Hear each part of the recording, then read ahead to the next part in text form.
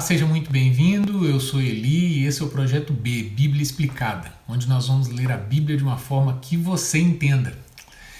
Então, como vimos no último vídeo, agora Ló havia sido resgatado por seu tio Abrão, após ter sido levado cativo pelos reis do norte que atacaram a região de Sodoma e Gomorra. Então ele agora e seu tio Abrão estavam juntos novamente. Se você não assistiu o último vídeo, volta lá, assiste para poder entender o contexto da sequência dessa história. Mas antes disso, já deixa um like, se inscreve no canal, isso ajuda o YouTube a entender que esse é um conteúdo relevante e levar essa mensagem a mais pessoas. Hoje nós vamos fazer a leitura explicada do capítulo 15 de Gênesis, que começa então dando sequência a essa história da seguinte forma, com o versículo 1. Depois dessas coisas, a palavra do Senhor veio a Abrão em uma visão, dizendo: Não temas, Abrão, eu sou o teu escudo e a tua recompensa será infinitamente grande. Nesse versículo é mostrado o papel de profeta de Abraão. Quer dizer, a visão era um dos meios normais de Deus se comunicar, e de revelar sua palavra às pessoas.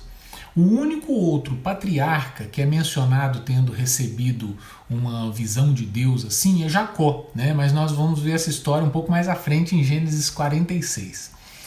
Nessa visão, então, Deus dá a Abrão uma ordem: não temas, e uma segurança: eu sou o teu escudo, e uma promessa: tua recompensa será infinitamente grande. Então, 3 itens em uma só comunicação ali de Deus com Abrão. Então, apesar de Abrão ter recusado a recompensa que o rei de Sodoma ofereceu a ele, dá uma olhada lá no último vídeo, Deus agora o recompensa ricamente de outra forma.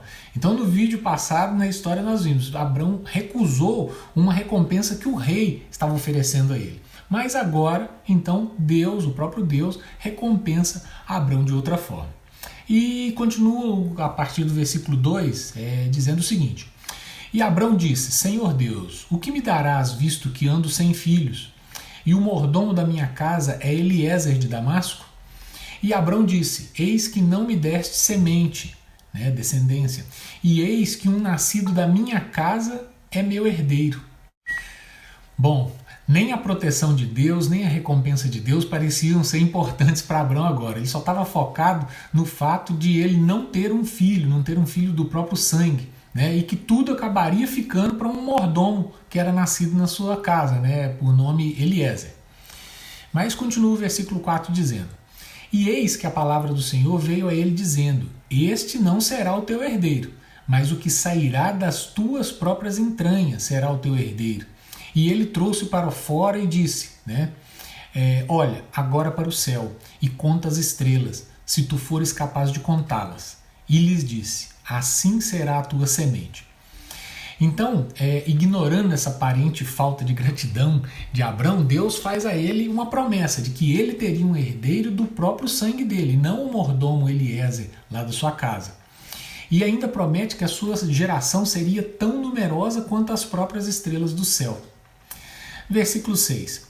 E ele, então Abrão, creu no Senhor e lhe atribuiu isto por justiça. Então, apesar de já estar velho, Abraão creu no Senhor mesmo assim. E o versículo 7 diz o seguinte: E ele lhe disse: Eu sou o Senhor que te trouxe de Ur dos Caldeus para te dar esta terra para herdá-la. E ele disse: Senhor Deus, como eu saberei que hei de herdá-la? Abraão então agora pede para Deus uma garantia ou algo palpável, visível, que provasse para ele que ele iria herdar aquela terra. Então Abraão cobra uma garantia de Deus, olha só. Versículo 9 continua dizendo o seguinte: E ele lhe disse: Toma para mim uma novilha de 3 anos de idade, e uma cabra de 3 anos de idade, e um carneiro de 3 anos de idade, e uma rola e um pombinho. E tomou para ele todos estes, e os dividiu ao meio, e colocou cada parte frente uma à outra. Mas as aves ele não dividiu. E quando as aves desciam sobre as carcaças, então Abrão as enxotava.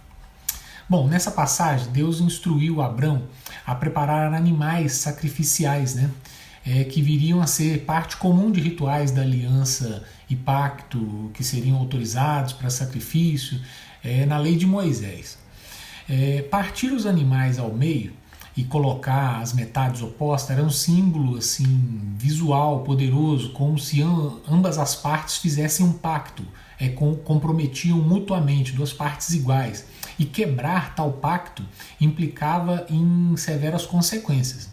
É importante notar também que Deus menciona as aves que não foram divididas, né, sugerindo que a aliança com Deus não poderia ser quebrada pelo homem, pois as aves, né, permaneceram intactas. Então foram partidos os animais, né, a cabra e etc., que foi solicitado ali por Deus, mas as aves, né, a rola e o pombinho, permaneceram intactas.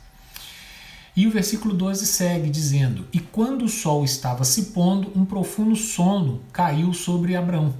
E eis que um horror de grande escuridão caiu sobre ele.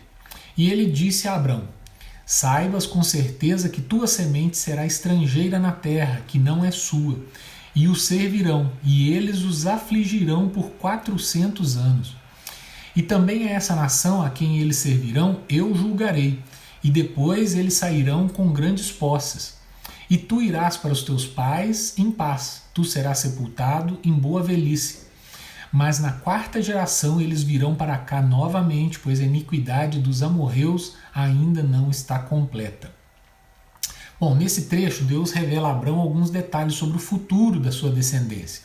Isso inclui a escravidão no Egito por 400 anos, né, que viria a acontecer ainda, nós vamos chegar nessa parte, e depois a libertação, né, com grandes riquezas que eles levariam, que o povo levaria. Essa profecia se cumpre em Êxodo, né, quando os descendentes de Abrão, os israelitas, são escravizados no Egito, liderados por Moisés e finalmente libertos por Deus através de sinais grandiosos e maravilhosos, né? Nós vamos ver toda essa parte lá em Êxodo. E a partir do versículo 17 aqui continua dizendo o seguinte: E aconteceu que quando o sol se pôs e ficou escuro, eis que um forno de fumaça e uma lâmpada acesa passaram entre aqueles pedaços, né? Os pedaços dos animais que Abrão havia partido ali, conforme Deus havia orientado. Versículo 18: No mesmo dia o Senhor fez um pacto com Abrão, dizendo: A tua semente eu dei esta terra, do rio do Egito até o grande rio, o rio Eufrates. Os queneus, os quenezeus, os cadmoeus, e os heteus, e os ferezeus, e os refaíns, e os amorreus, e os cananeus, e os girgazeus, e os jebuseus.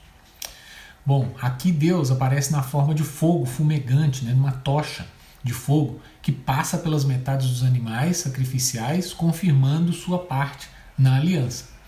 Esse ritual de passar pelo meio dos animais representava, vamos dizer, a presença divina, né, e o compromisso de Deus, né, firmado ali com Abrão, né, o compromisso dele em cumprir as suas promessas.